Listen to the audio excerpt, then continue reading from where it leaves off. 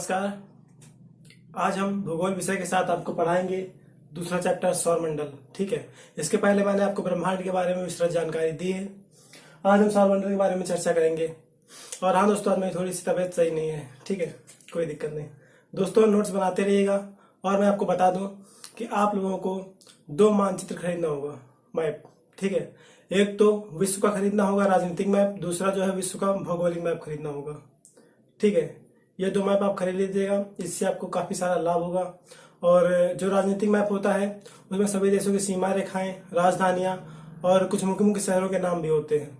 और जो भौगोलिक मैप होता है दोस्तों, उसमें जो है पर्वत, पठार, नदी, नदियां ये सब दी रहती हैं। ठीक है दोस्तों, फिर आज से बात करते हैं सौरमंडल की। ठीक है दोस्तों, इस सौरमंडल दिया गया आपको। और यदि बात करें, लोग कहते हैं ना कि पहले एक ऐसा कहावत टाइप थी कि सौरमंडल में टिम करते तारे अनेक हैं। ऐसा था पहले, ये बात कही जाती थी। कुछ लोगों को पता भी होगा। ठीक है, तो सौरमंडल में टिम करते तारे अनेक हैं, ये कहने के लिए सही है, पर ये वास्तविकता नहीं है। क्यों? क्योंकि सौरमंडल में सिर्फ एक ही तारा है। वो कौन है? सूर्य। ठीक है, सौरमंडल में कोई तारा नहीं है। सौरमंडल में सिर्फ एक तारा है, वो सूर्य। बाकी 8 ग्रह हैं। इनके बारे में अभी मैं आपसे विस्तृत चर्चा करूंगा। और आप लोग नोट्स बनाते रहिएगा। इससे आप लोगों के पास जो है एक अच्छा सा, सटीक सा और एक शॉर्ट नोट तैयार होगा। ठीक है, विस्तृत नहीं होगा। महत्वपूर्ण चीजें ही जो है उस नोट्स में होंगी। और आपको यहाँ पे मैं लिखता हूँ आपका ध्यान आकर्षित करने के लिए, और बोलता हूँ आपको समझाने के लिए। ठीक है दोस्तों, ये देखिए सौरमंडल है। और अगर बात की जाए कि सौरमंडल का मुखिया कौन होता है, तो सौरमंडल का मुखिया सूर्य होता है। ठीक है, अब सौरमंडल के अंतर्गत क्या क्या आते हैं जी मैं बता दूं पहले आपको। तो सौरमंडल के अंतर्गत दोस्तों देखिएगा, यहाँ पे थोड़ा सा इसको हटा देते हैं लिखने के लिए बस।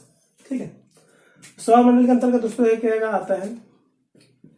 नंबर 1 सूर्य हो गया, जो कि जो है सौरमंडल का मुखिया कहते हैं जिसे।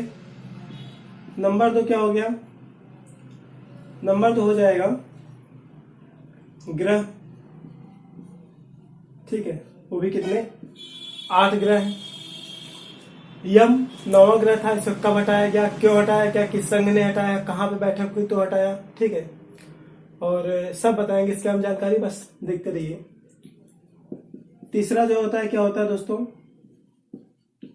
उपग्रह। फिर चौथा होता है क्षुद्र ग्रह। दोस्तों ये देखिए क्षुद्र ग्रह किन दो ग्रहों के बीच पाए जाते हैं?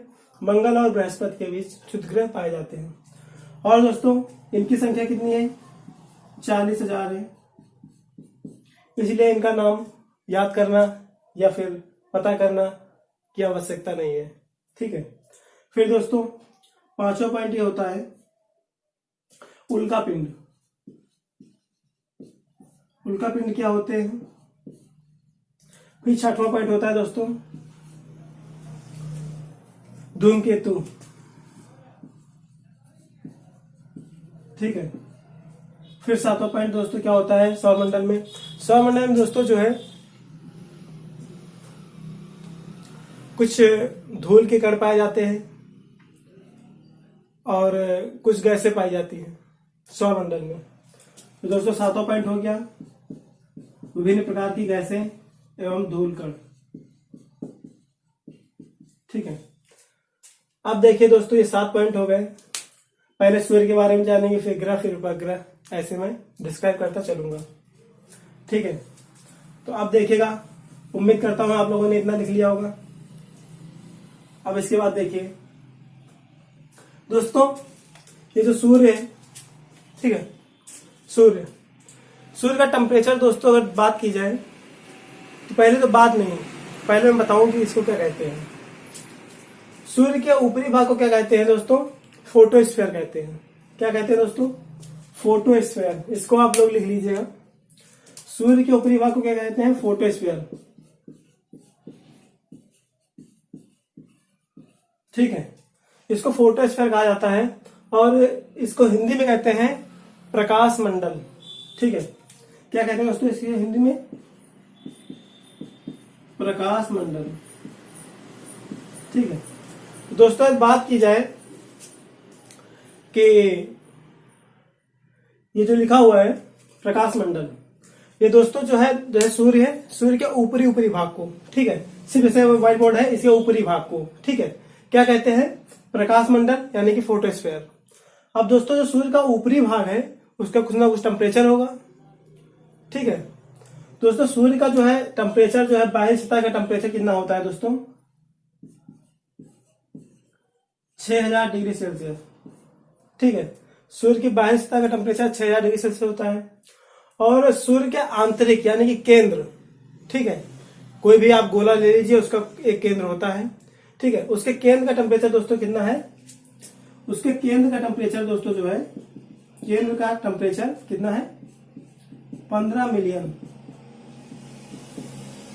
ठीक है, 15 मिलियन टेम्परेचर है, 15 मिलियन डिग्री सेंटीग्रेड। तो समझ जाइए, आप अंदाजा लगा सकते हैं कि 15 मिलियन डिग्री सेंटीग्रेड केंद्र का टेम्परेचर है और पृष्ठ का जो है टेम्परेचर 6000 डिग्री सेंटीग्रेड है, ठीक है, बहुत है। अब दोस्तों अब आप ये सोचिए कि जो सूर्य है, सूर्य में ऊर्जा का स्रोत क्या है? ठीक है, सूर्य में ऊर्जा का स्रोत क्या है? मैं बात में बताऊं, सूर्य में जो ऊर्जा का स्रोत है, ठीक है, सूर्य में ऊर्जा का स्रोत, सूर्य में यदि बात की जाए तो 72% हाइड्रोजन है, ठीक है, और 26.5% हीलियम है। कितना हो गया? 5, 6, 2, 8, 7, 2, 9, ठीक है। अब 72% नहीं दोस्तों, अब 71% होगा, 57.5% हो जाएगा। अब 97% भाग जो है सूर्य का हाइड्रोजन था, हीलियम से बना हुआ है। 2.5% अन्य तत्व है, ठीक है, 2.5% अन्य तत्व है। अब इसके बाद देखिए दोस्तों कैसे इसमें होता है। इसमें 2 हाइड्रोजन, ठीक है, 2 हाइड्रोजन के अणु मिल करके एक हीलियम के अणु का निर्माण करते हैं। और दोस्तों किसी जो इस क्रिया को क्या कहते हैं दोस्तों? नाभिकीय संलयन कहते हैं, नाभिकीय संलयन। इस क्रिया को नाभिकीय संलयन क्रिया कहते हैं, ठीक है। और बात यहाँ पे आगे तो मैं बता दूं आप लोगों को, नाभिकीय संलयन की क्रिया हाइड्रोजन बम में भी होती है। हाइड्रोजन बम जो है नाभिकीय संलयन की क्रिया पर ही आधारित है, ठीक है। और परमाणु बम तो आप जानते ही होंगे, नाभिकीय विखंडन की क्रिया पर आधारित है। तो नाभिकीय संलयन में यही क्रिया होती है, 2 हीलियम के अणु मिलकर, 2 हाइड्रोजन के अणु मिलकर के एक हीलियम नाभिक का निर्माण करते हैं, ठीक है। और एक मैं संस्था आपको बता दूं कि एक ITER संस्था है। कौन संस्था है? इसको लिखने की शायद आपको आवश्यकता नहीं होगी। एक ITER संस्था है जिसकी स्थापना 2006 में की गई थी, ठीक है। कब की गई थी? 2006 में की गई थी। इस संस्था का काम यह है, इस संस्था में भारत भी ऐड है। विकसित तथा विकासशील देशों का एक ग्रुप है ITER, ठीक है। 2006 में इसका निर्माण किया गया, फिर इसको बनाया गया, फिर इसको जो है, ठीक है, कार्य के अंतर्गत लाया गया।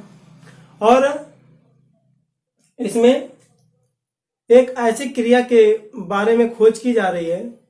कौन सी क्रिया? नाभिकीय संलयन। एक ऐसी धातु हो जाए, जब भी कभी जो है पृथ्वी पर जो है नाभिकीय संलयन की क्रिया कराना संभव होगा, ठीक है। संभव कब होगा? जब एक ऐसी धातु खोजी जाए जिसमें जो है नाभिकीय संलयन की क्रिया कराने की क्षमता हो, वो धातु उसको सहन कर ले, ठीक है। तब दोस्तों जो है पृथ्वी पर जो है एक विकसित किया जाएगा, ठीक है, नाभिकीय संलयन की क्रिया। और इससे दोस्तों अपार ऊर्जा निकलती है, ठीक है, बहुत ज्यादा ऊर्जा निकलती है इससे। आप कल्पना नहीं कर सकते कितनी ऊर्जा निकलेगी। सूर्य से कितनी ऊर्जा निकलती है, कल्पना कर सकते हो? नहीं कर सकते, बहुत ज्यादा ऊर्जा निकलती है, ठीक है। अब देखिएगा यहाँ पे, इतनी बात समझ में आ गई। अब देखिए जो सूर्य है ये, ठीक है, ये जो सूर्य है इसमें कभी कभी सौर ज्वालाएं निकलती हैं बहुत तेज से। इसमें आग, मतलब आग का एक गोला है ठीक है, दहकता हुआ। इससे कभी कभी जो है सौर लपटें निकलती हैं, ठीक है, सौर ज्वाला निकलती हैं। क्या निकलती हैं? सौर ज्वाला,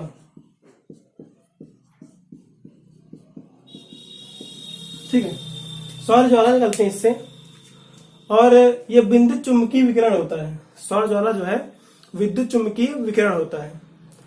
और ये जब वहां से निकलती है तो पृथ्वी के जो है वायुमंडलीय क्षेत्र यानी गुरुत्वाकर्षण में भाग में प्रवेश कर जाती हैं। और आपको पता होगा, नहीं पता होगा तो हम आगे जब पढ़ाएंगे तो बताएंगे कि पृथ्वी के ध्रुवों पर, ठीक है, पृथ्वी है, मान लीजिए पृथ्वी है, इसके जो है ध्रुवों पर, यहाँ पे नॉर्थ पोल, साउथ पोल, यहाँ पर जो है सबसे अधिक क्या होता है? गुरुत्वाकर्षण होता है। जब यहाँ से जो है विद्युत चुम्बकीय विकिरण सौर ज्वालाओं के रूप में निकलता है, ठीक है, तो पृथ्वी के ध्रुवों में, जब पृथ्वी के वायुमंडल के अंदर आ जाता है तो पृथ्वी के ध्रुव उनको अपनी ओर आकर्षित कर लेते हैं। और दोस्तों जो सौर ज्वाला है इसमें जो है फुलझड़ी नुमा जो है प्रकाश होता है। अब कभी दिखा नहीं क्योंकि ध्रुव में कोई रहता नहीं।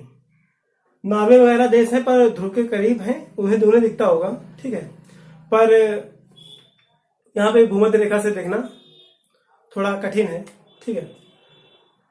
जैसे क्या गोला है, ये कोई व्यक्ति यहाँ पर है तो यहाँ पे क्या हो रहा है पता चलेगा? नहीं पता चलेगा, क्योंकि यहाँ पे जो है नहीं दिखाई देगा। बस यही बात है दोस्तों। अभी जो यहाँ पे जो ध्रुवों पर जो लाइट पड़ती है उसे क्या कहते हैं दोस्तों? उसे कहते हैं अरोरा लाइट, अरोरा लाइट, ठीक है, उसे अरोरा लाइट कहा जाता है। अब दोस्तों पृथ्वी है, पृथ्वी में एक कौन पोल हो गया? नॉर्थ पोल हो गया, ये साउथ पोल हो गया। बिल्कुल गोल नहीं बना है, कोई बात नहीं, हम बस आपको सिर्फ समझा रहे हैं, ठीक है। तो दोस्तों ये जो नॉर्थ पोल पर जो है, जो नॉर्थ पोल पर प्रकाश पड़ता है, ठीक है, सौर ज्वालाएं आती हैं, उन सौर ज्वालाओं को अलग नाम दिया गया है। साउथ पोल पर जो सौर ज्वालाएं पड़ती है उनको अलग नाम दिया गया है। तो नॉर्थ पोल में जो ज्वालाएं पड़ती है उसको क्या कहते हैं? अरोरा, ठीक है, अरोरा बोरियालिस कहते हैं। क्या कहते हैं? अरोरा बोरियालिस, ठीक। और जो दक्षिणी ध्रुव पर जो सौर ज्वालाएं पड़ती हैं उसको अरोरा ऑस्ट्रियालिस कहते हैं, अरोरा ऑस्ट्रेलियस, ठीक है, अरोरा ऑस्ट्रेलिस कहते हैं, ठीक है, उसको अरोरा ऑस्ट्रेलिस कहते हैं। बस इतना सी बात जान गए, समझ में आया? इसको लिखते जाइएगा, नोट्स बना लोगे, बहुत अच्छा रहेगा। आप देखिएगा यहां पे बात की जाए सौर कलंक की। ये है सूर्य, ये है सौर कलंक, काला धब्बा। सूर्य में जो है एक काला धब्बा होता है जो प्रत्येक 11 वर्षों में बनता और बिगड़ता रहता है, ठीक है। ये सौर कलंक जो है प्रत्येक 11 वर्ष में बनता और बिगड़ता रहता है। और यदि इसकी बात की जाए तो सौर कलंक की बात करने पे है ना, सौर कलंक प्रत्येक 11 वर्ष में बनता और बिगड़ता रहता है, ठीक है। और एक बार देखिए, सौर चक्र किसे कहते हैं? सौर चक्र इसे ही कहते हैं जब एक बार मान लो कि सौर कलंक बन गया, अब 11 वर्ष लगे उसको बनने में, ठीक है, फिर 11 वर्ष लगेंगे बिगड़ने में, और इसी बनने और बिगड़ने के समय को क्या कहते हैं दोस्तों? सौर चक्र कहते हैं। अगर क्वेश्चन एग्जाम में आ जाए सौर चक्र किसे कहते हैं, तो सौर कलंक के बनने और बिगड़ने को ही सौर चक्र कहते हैं, ठीक। अब देखिए दोस्तों, यहां पे आगे बात की जाए यदि, तो जो सौर कलंक होता है, सौर कलंक से विद्युत चुम्बकीय विकिरण उत्पन्न होते हैं, ठीक है। ये दोस्तों सौर कलंक है, इससे विद्युत चुम्बकीय विकिरण उत्पन्न होती है। और ये जब धरती पर आती हैं, ठीक है, धरती के गुरुत्वाकर्षण क्षेत्र में प्रवेश कर जाती हैं तो धरती पर आएंगी ही। और जब धरती पर आती हैं तो बेतार संचार प्रणाली जो है, ठीक है, हम टेलीफोन से बात करते हैं, मोबाइल से बात करते हैं, तो उसमें कोई वायर तो लगी नहीं रहती है, बेतार संचार प्रणाली है ना, यहाँ से वहां बात हो जाती है। तो दोस्तों ये बेतार संचार प्रणाली को जो है नष्ट कर देते हैं या फिर उसे डैमेज करने का प्रयास करते हैं, ठीक है। तो ये इतना खतरनाक होता है सौर कलंक का विद्युत चुम्बकीय विकिरण, ठीक है। अब देखिएगा, यहाँ पे मैं एक बात आपको और बता दूं कि सूर्य, देखिएगा यहाँ पे, ये पृथ्वी है और ये सूर्य है, ठीक है। पृथ्वी और सूर्य के बीच की दूरी कितनी है दोस्तों? दूरी 14.98 करोड़ किलोमीटर, अब यहाँ पे हम इसको प्रकाश वर्ष में क्यों नहीं माप रहे हैं दोस्तों? अगर देखा जाए तो किलोमीटर के हिसाब से तो बहुत ज्यादा दूरी है पृथ्वी तथा सूर्य के बीच, और यदि देखा जाए प्रकाश वर्ष के हिसाब से तो फिर एक प्रकाश वर्ष भी दूरी नहीं है पृथ्वी और सूर्य के बीच की। क्यों? क्योंकि प्रकाश वर्ष, एक प्रकाश वर्ष उसे कहते हैं एक वर्ष में प्रकाश के द्वारा चली गई दूरी को एक प्रकाश वर्ष कहते हैं। ठीक है, और एक प्रकाश वर्ष का दोस्तों मान क्या होता है? एक प्रकाश वर्ष बराबर होता है 9.46 × 10⁻12 किलोमीटर। ठीक, कितना होता है? इसी में 3 जोड़ बढ़ा लोगे, 10⁻15 कर दोगे तो मीटर हो जाएगा। अब दोस्तों एक प्रकाश वर्ष बराबर इतने किलोमीटर होता है, तो अब इसकी अपेक्षा ये बहुत कम है, इसलिए इसको प्रकाश वर्ष में मापना संभव नहीं है। इसलिए जो इसको करोड़ किलोमीटर में डिफाइन कर लेते हैं कि पृथ्वी और सूर्य के बीच की दूरी 14.98 करोड़ किलोमीटर है। ठीक है, अब दोस्तों यहीं पे एक आता है कि दूरी मापने का सबसे बड़ा यंत्र कौन है? प्रकाश वर्ष दूरी का यंत्र है, पर सबसे बड़ा यंत्र पूछ लिया जाए तो पारसेक होता है। अब जैसे एक प्रकाश वर्ष बराबर 9.46 × 10⁻12 किलोमीटर होता है, उसी प्रकार से एक पारसेक बराबर भी कुछ प्रकाश वर्ष की होगा। ठीक है, इतना लिख लिया आप लोगों ने। अब देखिए तो एक पारसेक बराबर कितना होता है? एक पारसेक बराबर होता है 3.26 प्रकाश वर्ष। ठीक है, ठीक है, यहाँ पे ये होगा, तो इतना होता है। और एक प्रकाश वर्ष बराबर कितना होता है? 3.26 तो लिख लेंगे, और प्रकाश वर्ष से हम क्या लिख देंगे? 9.46 × 10⁻12 किलोमीटर। ये दोस्तों दूरी हो जाएगी एक पारसेक की। इसको कैलकुलेट कर लोगे आप लोग, ठीक है, तो आपको पता चल जाएगा कि एक पारसेक बराबर कितना किलोमीटर होता है। ठीक है, अब दोस्तों चलते हैं इसके आगे। इसके आगे दोस्तों बात की जाए तो जो तारे होते हैं, तारों की अपनी आयु होती होगी कुछ। जब तारे, इसके पहले मैंने आपको बताया था, ठीक है, कि तारों में जो है चार प्रकार के जो है कलर होते हैं। कौन कौन होते हैं? नीला, सफेद, पीला, लाल। ठीक है, तो दोस्तों उनकी एक आयु होती है, फिर आयु घटती चली जाती है और एक दिन उनका प्रकाश नष्ट हो जाता है, वो नष्ट हो जाते हैं। ठीक है, और नष्ट होने के बाद जो है वो, उसमें जब नष्ट होता है तो उसे नष्ट होने को क्या कहते हैं? महास्फोट कहते हैं। ठीक है, कोई दिक्कत नहीं है। अब देखिएगा यहाँ पे जो सूर्य है एक तारा है, इसकी कुछ ना कुछ आयु होगी, और इसकी आयु कितनी होगी? देखिए किसी भी तारे की उम्र जो है कितनी होती है? किसी भी तारे की उम्र कितनी होती है दोस्तों? 10 बिलियन वर्ष होती है। शायद आप लोग दोस्तों जो है बिलियन और मिलियन में डिफरेंस ना पता कर पा रहे हैं। पहले बता देते हैं, 1 मिलियन बराबर क्या होता है? 1 मिलियन बराबर होता है 10 लाख। अब जैसे कह दिया जाए 1 मिलियन रुपया तो 10 लाख रुपया, 1 मिलियन घड़ी तो 10 लाख घड़ी। ठीक, बात ये। अब दोस्तों 1 बिलियन बराबर कितना होता है? 1 बिलियन बराबर होता है दोस्तों 1 अरब। 1 बिलियन रुपया 1 अरब रुपया।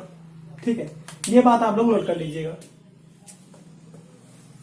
अब दोस्तों यहाँ पे देखिएगा तो 10 बिलियन वर्ष को हम 10 अरब वर्ष तो भी कह सकते हैं। ठीक, अब दोस्तों सूर्य की आयु कितनी है? सूर्य की आयु कितनी है? 5 अरब वर्ष है।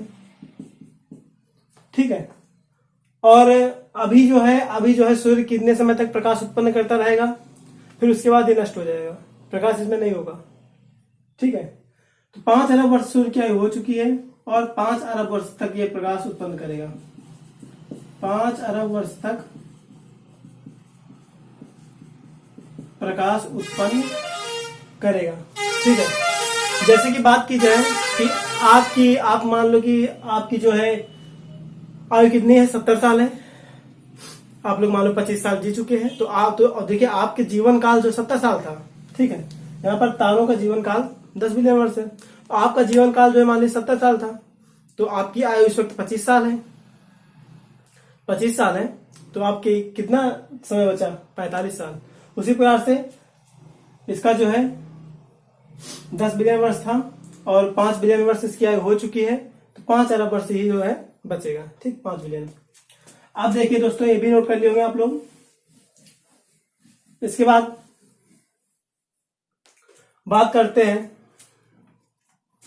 कि सूर्य और पृथ्वी कितनी दूरी है, 14.98 करोड़ किलोमीटर। तो दोस्तों जब 14.98 करोड़ किलोमीटर है, तो प्रकाश, सूर्य से प्रकाश पृथ्वी पर आता है। जाहिर सी बात है कि आने में कुछ ना कुछ समय लेता होगा, क्योंकि इतनी सारी दूरी है। ठीक है, इतनी अधिक दूरी को तय करने में जो है कुछ ना कुछ समय लेता होगा। और वो समय दोस्तों कितना होगा, 8 मिनट 20 सेकेंड। सूर्य से पृथ्वी तक प्रकाश आने में 8 मिनट 20 सेकेंड का समय लगता है। अब आपसे यदि कह दिया जाए कि यदि अचानक से सूर्य प्रकाश उत्पन्न करना बंद कर दे, ये क्वेश्चन है, यदि अचानक से सूर्य प्रकाश उत्पन्न करना बंद कर दे, सूर्य में अंधेरा हो जाए, तो पृथ्वी पर कितने समय बाद अंधेरा हो जाएगा? जाहिर सी बात है 8 मिनट 20 सेकंड बाद अंधेरा हो जाएगा। ठीक है, अब चलते हैं दोस्तों, यहां पे मैंने सूर्य की बात की। अब इसके बाद जो है ग्रहों पे चर्चा करते हैं। ग्रहों पर चर्चा करने से पहले मैं आपको बताना चाहूंगा कि इसमें कई सारे क्वेश्चन आते हैं कि ग्रहों का आरोही क्रम क्या है, ग्रहों का अवरोही क्रम है क्या है, ग्रहों में जो है 5वां सबसे बड़ा ग्रह कौन है। ठीक है, कौन से ग्रह है जिसके उपग्रह नहीं होते हैं, कितने ग्रह हैं जिसके उपग्रह नहीं है। ठीक है, किसके 2 उपग्रह हैं, किसके सर्वाधिक उपग्रह हैं, सौर मंडल में सबसे बड़ा उपग्रह कौन है, सौर मंडल में सबसे छोटा उपग्रह कौन है। ठीक है, किसको लेटा हुआ ग्रह कहते हैं, किसके वलय की जो शनि अरुण वरुण में वलयों की संख्या कितनी कितनी है। कई सारे क्वेश्चंस आते हैं। ठीक है, मैं बताऊंगा। यहाँ पे लिखा हो दोस्तों, बुध, शुक्र, पृथ्वी, मंगल, बृहस्पति, शनि, अरुण, वरुण। आप लोग एक चीज तो नोटिस कर लिए होंगे कि सूर्य से इसको लिख लीजिएगा, सूर्य से ग्रहों की दूरी का क्रम, सबसे नजदीक बुध, फिर शुक्र, पृथ्वी, मंगल, बृहस्पति, शनि, अरुण, वरुण, ये लिख लिए। अब इसके बाद आकार का यदि हम बढ़ता हुआ क्रम लिखेंगे तो आरोही क्रम कहलाएगा, यदि आकार का घटता हुआ क्रम लिखेंगे तो अवरोही क्रम कहलाएगा।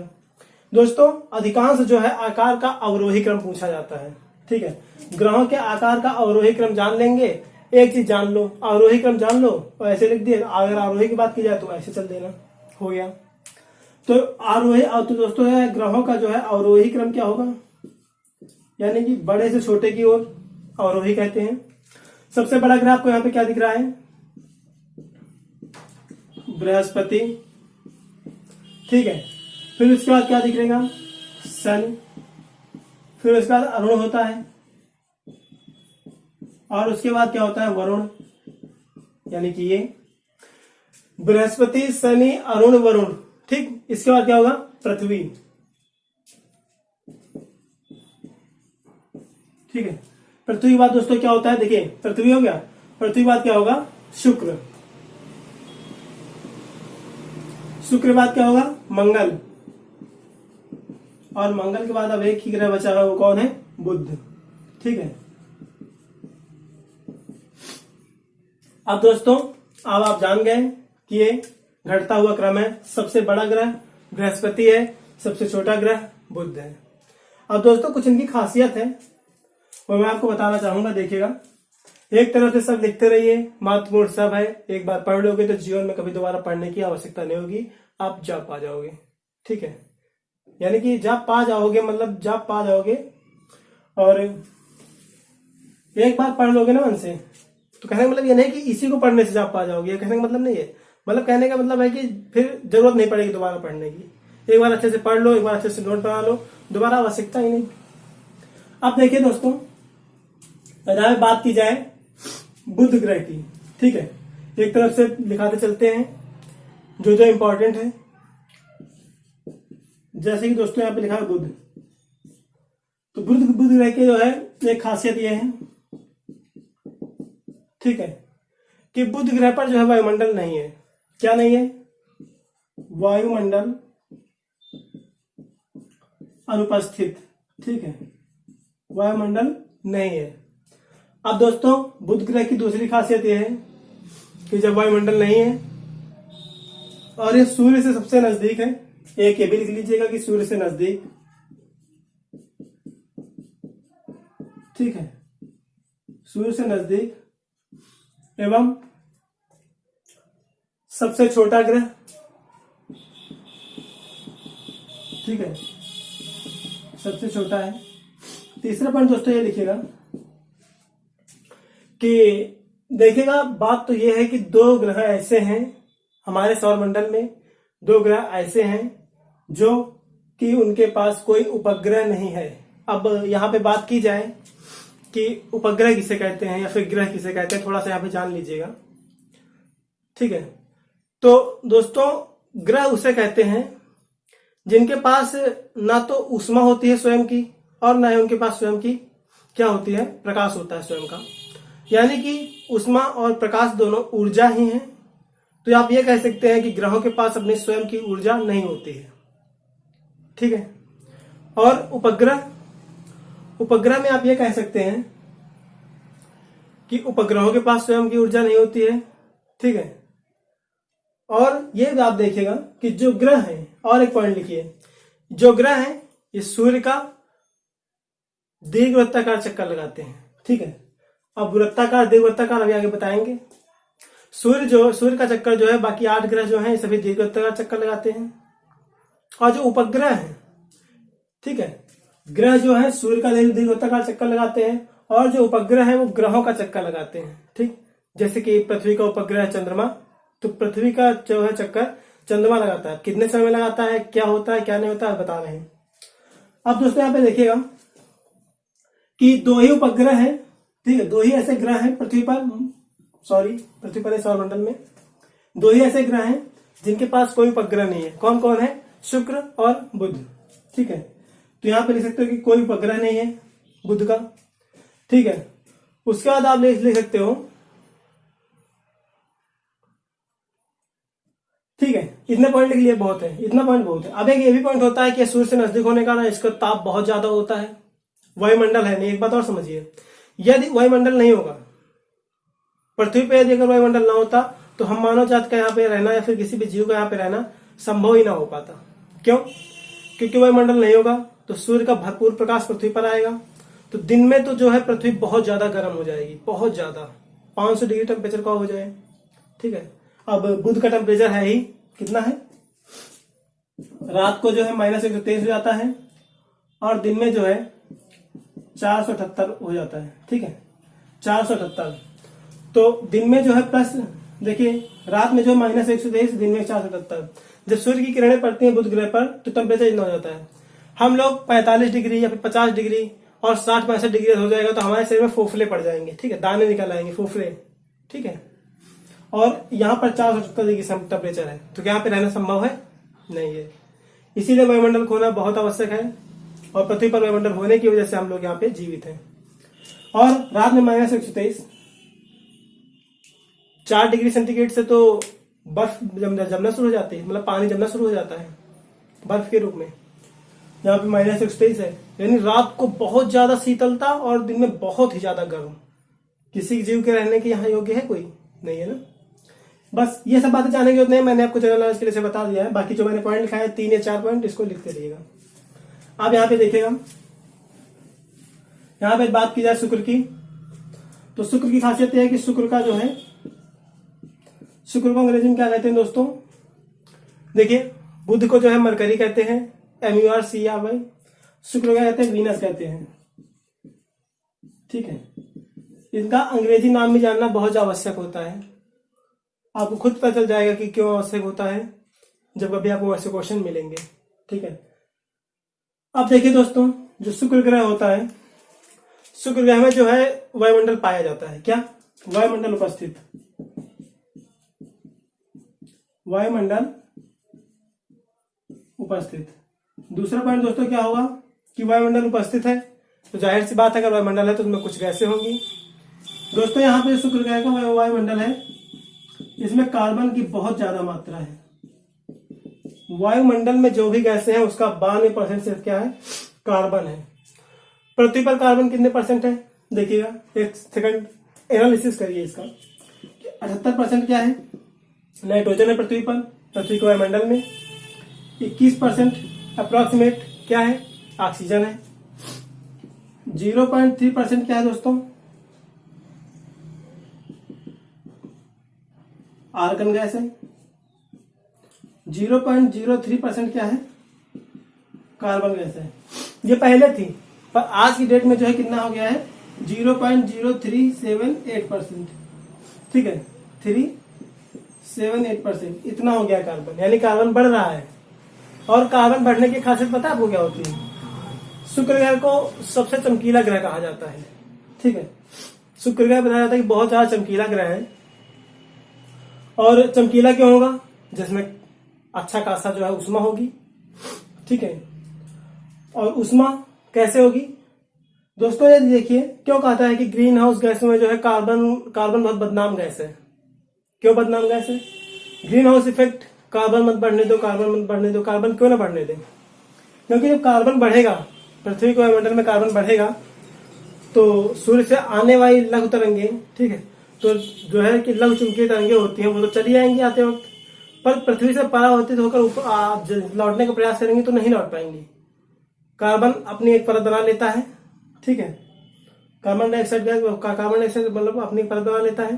ठीक है, जिससे कि वो जो है, जो सूर्य की जो दीर्घ तरंगे होती हैं इनको वापस नहीं आने देता है। और जब नहीं जाने देगा वापस तो टेम्परेचर बढ़ेगा। टेम्परेचर बढ़ेगा तो हमारी मानव जात के लिए ये टेम्परेचर खतरा है। ठीक है दोस्तों, अब आप ये समझ गए होंगे कि सूर्य में यदि जो है मंगल पर 92% कार्बन है तो वहां पर क्या जीवन संभव है? नहीं संभव है। इतना ज्यादा चमकता क्यों है? क्योंकि उसमें बहुत ज्यादा उष्मा होती है। ठीक है, आप देखिएगा यहाँ पे ये बात हो गई। और उसी तरह से इसमें भी लिख सकते हैं, मैंने बताया कि बुध और शुक्र का कोई उपग्रह नहीं होता है। और अगला पॉइंट दोस्तों लिख सकते हैं आप लोग कि शुक्र ग्रह को सांझ का तारा या भोर तारा कहते हैं। आप लोग जब शुक्र ग्रह आप लोग जब सुबह होता है तो सुबह में पूर्व की ओर देखिएगा और शाम को जो है पश्चिम की ओर देखिएगा तो आपको तारे दिखाई देंगे। सॉरी, तारे नहीं, तो एक तारा दिखाई देगा ऐसा जो कि एक बल्ब के रूप में जल रहा होगा। वो टिमटिमाएगा नहीं, वो बल्ब के रूप में आपको डायरेक्ट बल्ब जैसे चलता हुआ दिखाई देगा, काफी दूर दिखाई देगा। और वो अन्य तारों की अपेक्षा बड़ा होता है, वो शुक्र ग्रह ही है। तो इसलिए जो है शुक्र ग्रह को जो है दोस्तों सांझ का तारा या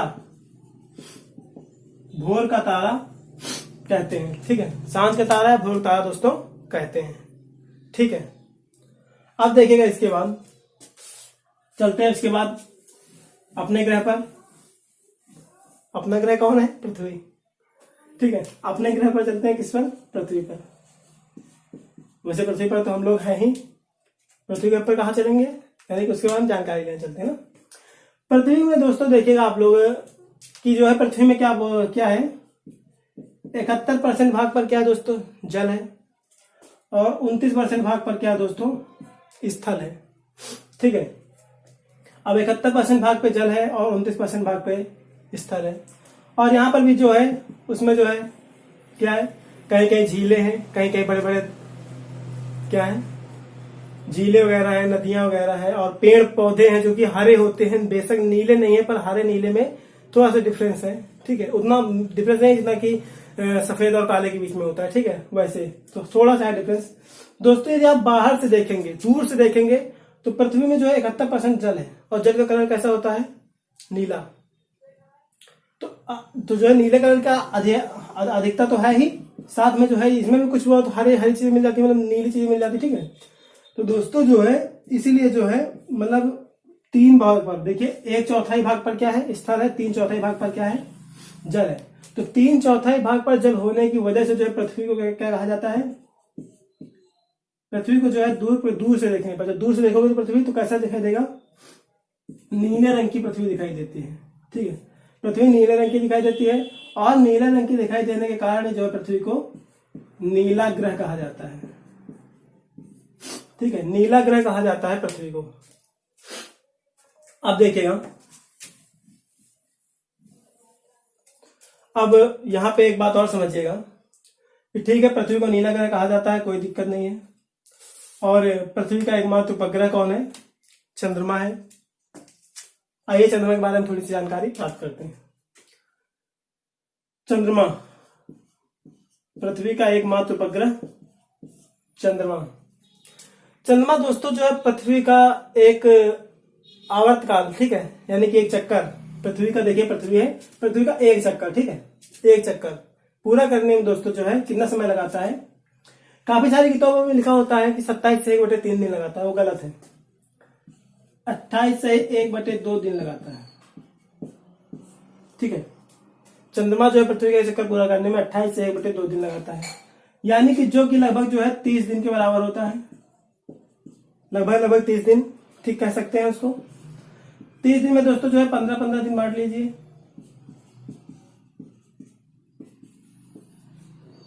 15 दिन जो है 15 दिन, ये ठीक है। 15 दिन का दोस्तों जो है 30 दिन में क्या होता है, शुक्ल पक्ष होता है। ठीक है, और 15 दिन का दोस्तों जो क्या होता है, कृष्ण पक्ष होता है। शुक्ल पक्ष में दोस्तों जो है धीरे धीरे चंद्रमा का आकार बड़ा होता दिखाई देगा। आज इतना था तो कल इतना हो जाएगा। ठीक है, यानी कि शुक्ल पक्ष में धीरे धीरे चंद्रमा का आकार बढ़ता हुआ प्रतीत होता है। और जब दोस्तों बढ़ता जाएगा तो एक दिन पूरा गोल हो जाएगा, यानी कि क्या हो जाएगा, पूर्णिमा। उसी प्रकार कृष्ण पक्ष में जो है चंद्र का आकार धीरे धीरे घटता हुआ जाता है। ठीक है, तो जब एक दिन बिल्कुल ऐसे घटता हुआ चला है, एक दिन खत्म है ही नहीं, तो उस दिन कौन सा दिन होता है, अमावस्या का दिन होता है।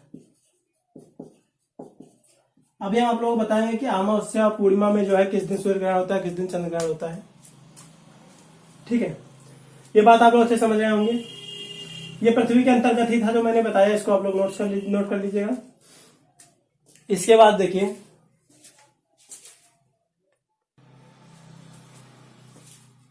हाँ, तो अब इसके बाद चलते हैं किस पर, पृथ्वी हो गया, मंगल पर चलते हैं। मंगल ग्रह की खास बात आपको पता, खास बात नहीं है पर ऐसे जानकारी कर लीजिएगा कि अभी पीएम मोदी जब प्रधानमंत्री थे अपने यहाँ, अभी भी हैं वर्तमान में, पर 2014 की बात है, तो उस वक्त जो है एक मिशन भेजा गया था, MOM। ठीक है, वैसे मम्मी को मदर को शॉर्टकट में मॉम बुलाते हैं लोग, कोई दिक्कत नहीं, पर दूसरे पे मॉम का संबंध उस मॉम से नहीं है। मॉम का संबंध दोस्तों है किससे है, मार्स ऑर्बिटर मिशन। ठीक है, मार्स ऑर्बिटर मिशन, ये मॉम का मार्स ऑर्बिटर मिशन, यानी इसको कहते हैं मंगल ग्रह अभियान।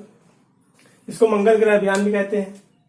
ठीक है, अब आप लोग ये देखिएगा, इतना जान गए होंगे, पूछ लिया जाएगा कि एग्जाम में मॉम क्या है, तो मार्स ऑर्बिटर मिशन है, यानी मंगल ग्रह अभियान है। ठीक है, आपको दे देगा बुध ग्रह अभियान, या मम्मी का शॉर्टकट है ये। ठीक है, मदर का शॉर्टकट है, या फिर मंगल ग्रह अभियान, या फिर शुक्र ग्रह अभियान। ठीक है, तो आप लोग मंगल ग्रह अभियान लगा सकते हैं। दोस्तों मैं बता दूं कि मंगल ग्रह को लाल ग्रह कहा जाता है। क्यों कहा जाता है, क्योंकि दोस्तों मंगल ग्रह पर जो है आयरन ऑक्साइड के कण पाए जाते हैं। किसके कण पाए जाते हैं, लिखिएगा, आयरन ऑक्साइड। मंगल ग्रह पर जो है आयरन ऑक्साइड के कण पाए जाते हैं, और इनका रंग कैसा होता है, लाल। ठीक है, रंग कैसा होता है, लाल। इसलिए जो मंगल ग्रह को जो है क्या कहते हैं, लाल ग्रह कहते हैं। इतनी बात हो गई। अब इसके बाद देखिएगा, मंगल ग्रह के जो है 2 उपग्रह हैं। अब लाल ग्रह को इंग्लिश में आप लोग रेड प्लैनेट भी कह सकते हो। मंगल ग्रह के 2 उपग्रह हैं, ठीक है। कौन कौन है? एक है फोबोस, दूसरा है डीमोस। दोस्तों, जो फोबोस है वो भी मंगल का उपग्रह है, जो डीमोस है वो भी मंगल का उपग्रह है। अब दोनों में से कोई एक छोटा होगा, डीमोस छोटा है, ठीक है। अगर पूछा जाए मंगल ग्रह का सबसे छोटा उपग्रह, डीमोस लगा दीजिए। और एक क्वेश्चन में आ जाए दोस्तों कि सौर मंडल का सबसे छोटा उपग्रह कौन होगा, कौन होता है, तो सौर मंडल का सबसे छोटा उपग्रह यानी ये पूरे सौर मंडल का सबसे छोटा उपग्रह कौन है, तो यही है। कौन? डीमोस। सौर मंडल का सबसे छोटा उपग्रह, ये बात आप लोगों ने लिख लिया। अब इसके बाद चलते हैं,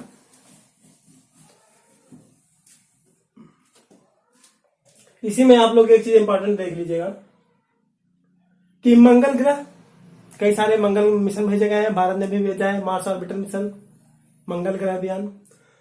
तो यहाँ पे नासा के वैज्ञानिकों द्वारा ये पता लगाया गया था कि नासा अमेरिका की स्पेस एजेंसी का नाम है, सरकारी स्पेस एजेंसी, गवर्नमेंटेड, और अमेरिका की बहुत अच्छी जानकारी दूंगा मैं, समय आने दो, ठीक है। और नासा की जो है प्राइवेट स्पेस एजेंसी कौन सी है? स्पेस एक्स, ठीक है, वो प्राइवेट है। चलो ठीक, छोड़ते हैं अमेरिका की ना। यहाँ पे मंगल ग्रह पर जब कई सारे मिशन भेजे गए तो वहां पे यह देखा गया कि मंगल ग्रह पर एक सबसे ऊंचा, बहुत ऊंचा सा एक पहाड़ है, ठीक है, पर्वत भी कह सकते हो। दोस्तों, वो पर्वत का नाम क्या है? निक्स ओलंपिया।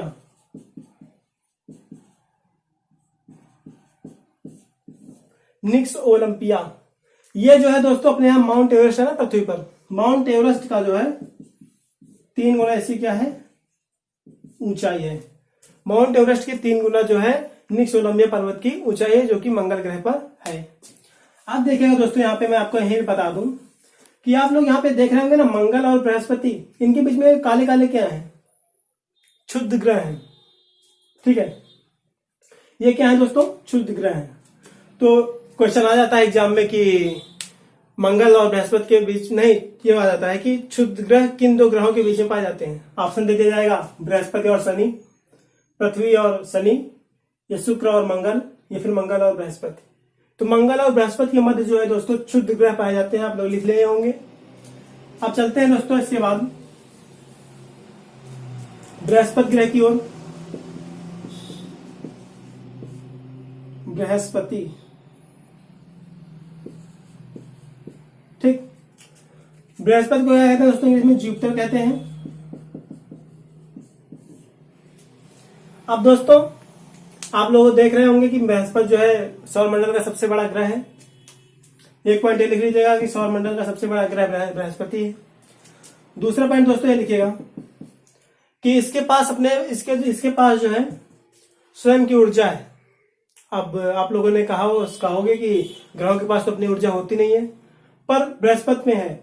बृहस्पति जो अपने आप में जो है वो थोड़ा घूर्णन टाइप करता है। ऐसे मान लो कि कोई द्रव है, वो अपने आप में थोड़ा बहुत घूमता रहता है। जैसे कि मान लो आप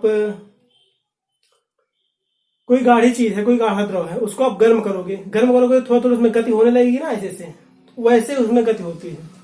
बाकी वो गति करके अंत कहीं और जाता नहीं है, उसमें थोड़ा सा उसमें हलचल होती रहती है। तो उसमें स्वयं की ऊर्जा है, तभी उसमें हलचल होती रहती है, ठीक है। उसमें कहते हैं बृहस्पति ग्रह ऐसा ग्रह इसके पास स्वयं की ऊर्जा होती है। तीसरा पॉइंट आप लिख लीजिएगा कि बृहस्पति गैस में सल्फर डाइऑक्साइड की अधिकता है। किस गैस की अधिकता है? सल्फर डाइऑक्साइड की अधिकता है, SO2 की अधिकता है। और दोस्तों SO2 एक प्रकार से अम्लीय होता है, पर यहाँ पे अम्लीय से मतलब है नहीं। SO2 दोस्तों जो है, इसका जो सल्फर डाइऑक्साइड है, इसका रंग कैसा होता है? इसका रंग होता है पीला, ठीक है, इसका रंग होता है पीला। तो जब दोस्तों सल्फर डाइऑक्साइड का रंग पीला होता है और सल्फर डाइऑक्साइड की अधिकता बृहस्पति ग्रह पे पाई जाती है, तो बृहस्पति ग्रह को जो है पीला ग्रह कहा जाएगा कि नहीं कहा जाएगा? बृहस्पति ग्रह को पीला ग्रह कहा जाएगा। ठीक है, और यहाँ पे मैं बात करूं कि बृहस्पति ग्रह के उपग्रह कितने होते हैं। ठीक है, बृहस्पति ग्रह के उपग्रह दोस्तों कितने हैं, 69 है। ये अभी जो है हमारे खगोलविदों यानी कि वैज्ञानिकों के द्वारा ये बताया गया है कि 69 उपग्रह हैं, किसके, बृहस्पति के। पर दोस्तों आवश्यक है नहीं, जैसे कि अभी कुछ बताऊंगा आगे कि कुछ दिन पहले अभी जो है शनि ग्रह पर 20 उपग्रहों की और खोज हुई। तो पहले तो उसमें जो है 62 उपग्रह थे, सबसे ज्यादा उपग्रह इसके कहे जाते थे जब शनि के 62 थे। पर 20 उपग्रहों की और खोज हो गई तो 82 उपग्रह हो गए, अभी इसके कम हो गए। दोस्तों ये अभी जो है वैज्ञानिकों के द्वारा दिया गया डाटा है, एग्जाम में आएगा तो यही लिखेंगे। पर दोस्तों जो है ये हकीकत हो भी सकती है, नहीं भी हो सकती है, क्योंकि अभी शायद और ग्रह खोजे न गए हों। अब इसके बाद चलते हैं दोस्तों शनि ग्रह पर। शनि ग्रह में दोस्तों देखेंगे, शनि क्या कहते हैं दोस्तों, सैटर्न, SATURN। ठीक, कोई दिक्कत नहीं। शनि ग्रह, शनि ग्रह पर दोस्तों जो है किसकी अधिकता पाई जाती है, शनि ग्रह पर जो है अमोनिया गैस की अधिकता पाई जाती है। और शनि ग्रह पर अमोनिया गैस की अधिकता होने के कारण जो है, अमोनिया कलर कैसा होता है दोस्तों, नारंगी टाइप का होता है। अमोनिया कलर नारंगी होता है। ठीक है, और इसलिए जो है शनि ग्रह को जो है क्या कहते हैं, नारंगी ग्रह कहते हैं। इसलिए जो दोस्तों जो है शनि ग्रह को नारंगी ग्रह कहते हैं। ठीक है, अब इसके बाद देखिएगा शनि ग्रह पर दोस्तों जो है कुछ आपको बता दूं कि कुछ छल्ले पाए जाते हैं, छल्ले कह लो या फिर वलय कह लो। तो शनि ग्रह पर दोस्तों कुछ जो है क्या पाए जाते हैं, कुछ छल्ले पाए जाते हैं या वलय पाए जाते हैं। शनि ग्रह पर जो छल्ले वलय पाए जाते हैं इनकी कोई ना कोई संख्या होगी, 2, 4, 6, 8, 10। ठीक है दोस्तों, शनि ग्रह पर कितने छल्ले पाए जाते हैं, 7 वलय पाए जाते हैं। याद करने का तरीका, 7 से शनि, 7 से 7। ठीक है, अब इसके बाद देखिएगा, अब याद करने की तरीकों की बात है तो बता देता हूं आप लोगों को। यहां पे अभी मैं बताऊंगा आप लोगों को, अच्छे से बताऊंगा, रुक जाइए। शनि ग्रह की बात हो गई, अभी पूरी कंप्लीट नहीं हुई है। वलयों की संख्या मैंने आपको बता दी है, शनि ग्रह का कलर बता दिया है। और शनि ग्रह जो है इसकी खास बात यह है, अब आप लोग ये देखिएगा, शनि ग्रह की बात आ गई ना, रुकिए एक सेकंड रुकिएगा। अब इसकी एक बात ये खास होती है कि इसमें जो है, रुक जाइए समझाने के लिए आपको बता रहा हूं। इसमें समझाने के लिए बात यह है दोस्तों, जैसे कि मान लो पृथ्वी है, ऐसे ही समझ लीजिएगा, ये पृथ्वी है।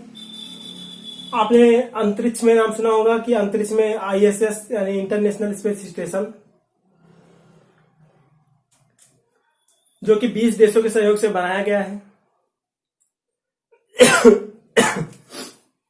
ये जो है पृथ्वी से 400 किलोमीटर की दूरी पर स्थित है।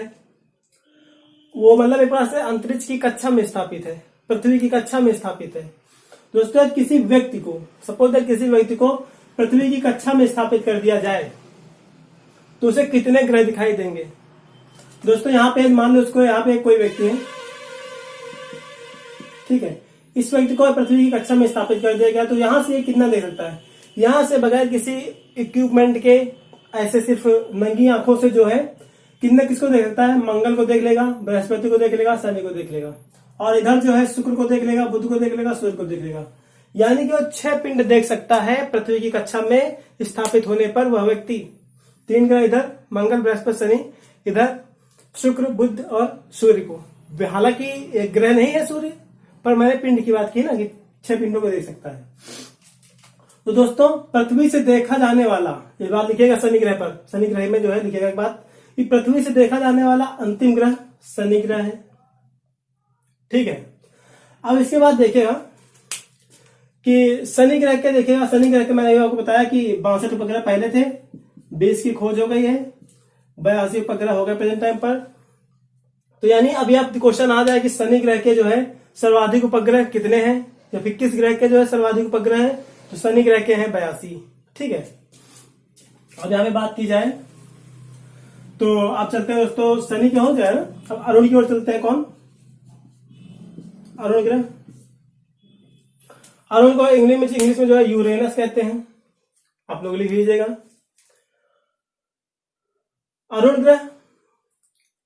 अरुण ग्रह की खोज जो है किसने की थी?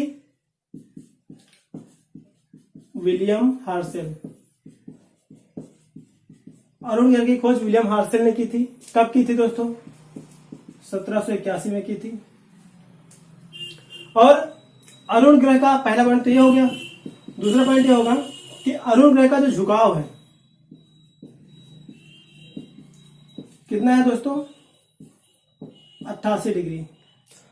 अब देखिएगा, सपोज दैट यहां पे कोई व्यक्ति है, अभी ये देखिए जमीन है, स्थल है, स्थल के हिसाब से ये कितना है? 90 डिग्री पर है, ठीक है। अब देखिएगा, अब ये स्थल के हिसाब से 45 डिग्री पर हो गया, 90 का जस्ट आधा।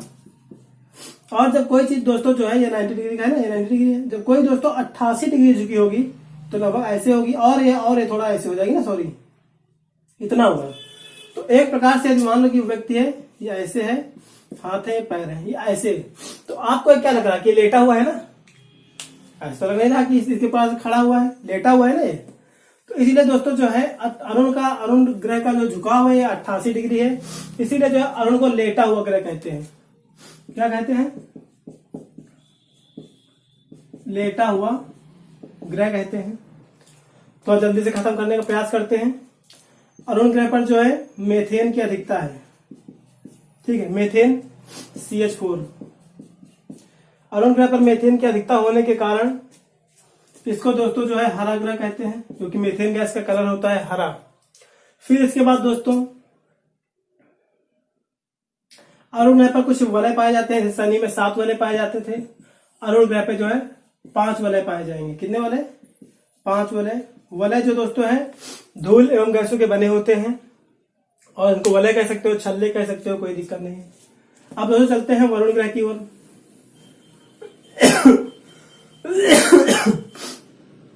थोड़ी सी तबीयत आज थोड़ी डाउन है ना। चलते हैं वरुण ग्रह की ओर। वरुण को इंग्लिश में नेपच्यून कहते हैं। वरुण ग्रह की खोज जो है दोस्तों, लिख लीजिएगा, इंपॉर्टेंट है। वरुण ग्रह की खोज जो है 1846 में किसने की थी? जोहान गाले नामक वैज्ञानिक ने अरुण ग्रह की खोज जो है, तो सॉरी, वरुण ग्रह की खोज जो है 1841 में की थी। आप देखिएगा, यहां पे बात करूं, अब यहाँ पे सन है, यहाँ पे बुध है, ये सबसे गरम ग्रह, धीरे धीरे जो दूरी बढ़ रही है, तो यहाँ पर प्रकाश भी तो कम पहुंचता होगा सबसे लास्ट वाले ग्रह में, ठीक है।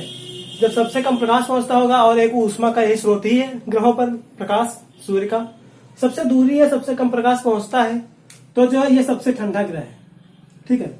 हमारे सौर मंडल का जो है, ठीक है, सौर मंडल का सबसे ठंडा ग्रह है। ये बात आप लोग लिख लीजिएगा। क्यों ठंडा है? क्योंकि सूर्य से अधिकांश दूरी है। और ये जो वरुण ग्रह है दोस्तों, ये जो है जैसे पृथ्वी जो है सूर्य का परिक्रमा जो है कब पूरी करती है?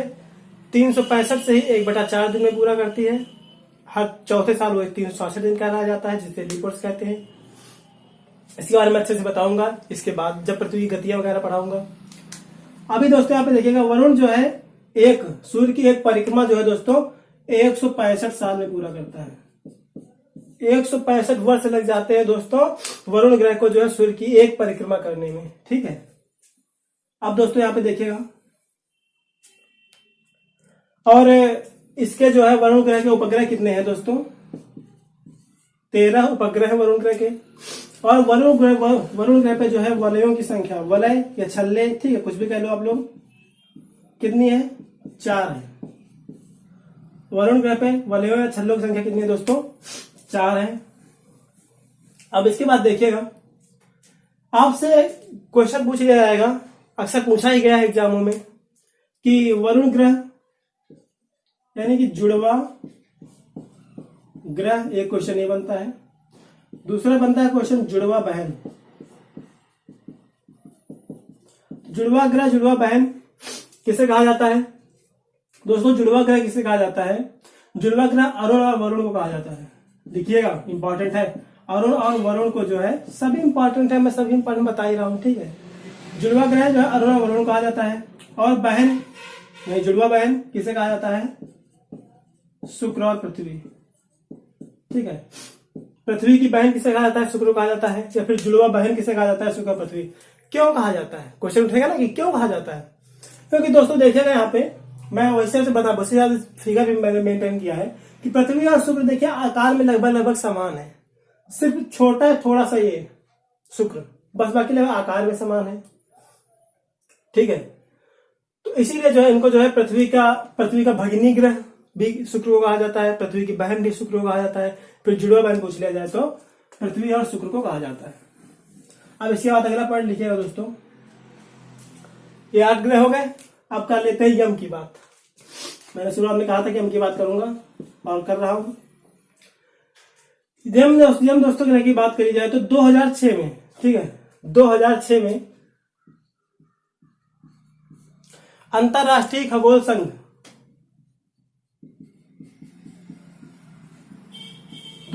में अंतरराष्ट्रीय खगोल संघ की बैठक हुई थी। कहां पे हुई थी? चेक गणराज्य। चेक गणराज्य एक देश है।